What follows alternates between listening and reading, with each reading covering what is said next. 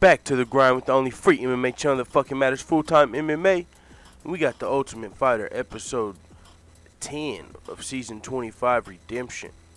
Remember last episode TJ Dillashaw decided to embrace the snake. So at the beginning of this episode they show up to the weigh-ins and they all have on snake shirts that say Team Killishaw. I swear I want one of them damn shirts. So the episode starts at the weigh-ins.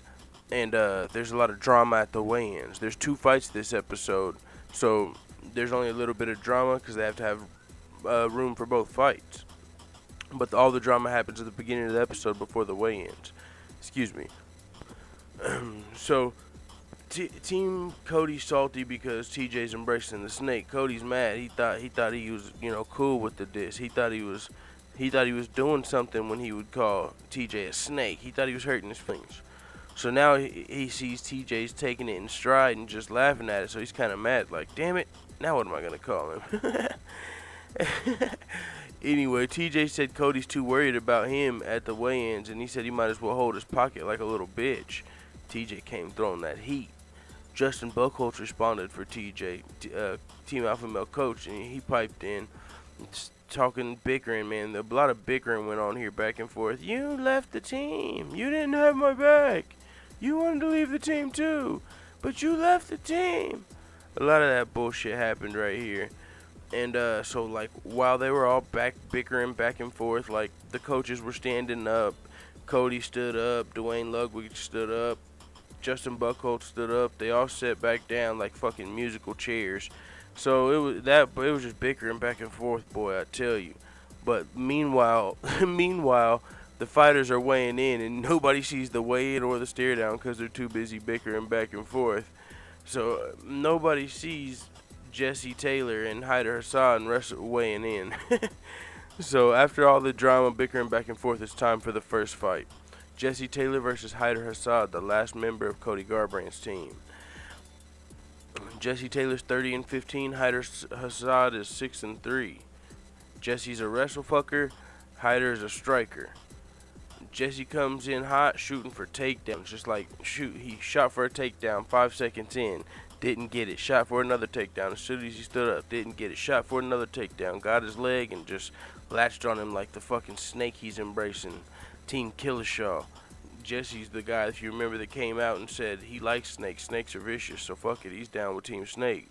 But what he did to Hyder Hassan definitely looked like some snake shit, man. He wrapped him up, just constricted him, man. Just constricted him like a fucking snake. He ended up controlling Hassan on the ground for about a minute and a half before securing a rear naked choke and submitting Hassan in the first round. The last member of Cody Garbrandt's team goes down. Next fight, Ramsey Ninja versus James Krause. Both these guys UFC vets.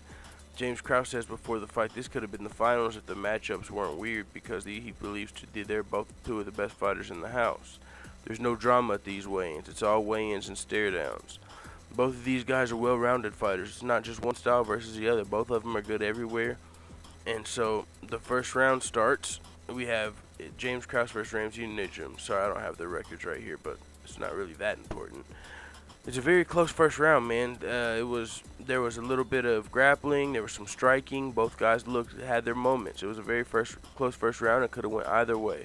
So the second round is really even the second round really don't matter here because the first round was so close. Whoever wins the second round, this could have really went to a bonus round. The second round, Ramsey looked really good though. Ramsey actually, he won unanimously in the second round. As far as the second round is concerned, Ramsey Ninja looked really good. He landed some good shots. He controlled for most of the fight on the ground and grappling. He did a lot of stuff to win the second round here. So I would definitely gave the second round to Ramsey Ninja. But anyways, the judge asked if there's a third round. They come back. There's a bonus round. So we're going to round 3. I wasn't mad at it because the first round went either way. Round 3, Ramsey Ninja looks really tired. So after he won round 2, he looked really tired to start round 3. Ended up getting controlled by James Krause for most of the round. For about 4 minutes, James Krause controlled him. And then Ramsey Ninja finally got like a last shot. He had his little flurry, landed some strikes, tried to take James Krause down, and ended up getting reversed on the ground, so James Krause finished the fight on top. So James Krause, when it went to the decision, it ended up, since he won the bonus round, he won the fight, because the bonus round is all that matters. And so since he won the bonus round, he ended up winning the fight. So it's James Krause beating Ramsey Nijem. That was the last quarterfinal, so now it's on to the semifinals. To pick the semifinals, TJ Dillashaw and Cody Garbrandt had to go into a room and video chat Dana White. There's no teammates, there's no coaches, there's only like a camera guy. And if you've been watching the season, you know every time there's a bunch of people around, Cody Garbrandt's jumping. Every word TJ says, Cody's flexing and flinching and acting like he's about to go crazy and having people hold him back. But this is the second time now where it's just these two in a room together, and Cody Garbrandt is just sitting there like a fucking stone, looking forward at the TV screen. He not jumping at TJ Dillashaw, not doing anything stupid. And Dana White's on the TV screen. He can't even get in between them. There's no coaches to get in between them. Cody Garbrandt, he don't have no smoke for TJ Dillashaw for some reason in these situations. There's no one to hold him back. He don't want no smoke. That's weird as hell. So then TJ Dillashaw, he gets to telling Dana White why he thinks who should fight who. He wants to put wrestler versus striker, because James Krause just got fucking hurt. So he's like, if he goes against a striker, you know, he's probably going to get his eye messed up that just got messed up. So it'd be better to put wrestler versus striker. And Cody's like, oh man, I'd rather see striker versus striker. I want to see some fireworks. I'd rather see an entertaining fight. And I let the wrestlers wrestle each other. And so Dana White ends up choosing TJ's way. It ends up going Jesse Taylor versus James Krause and Diego Lima versus Tom Galicchio.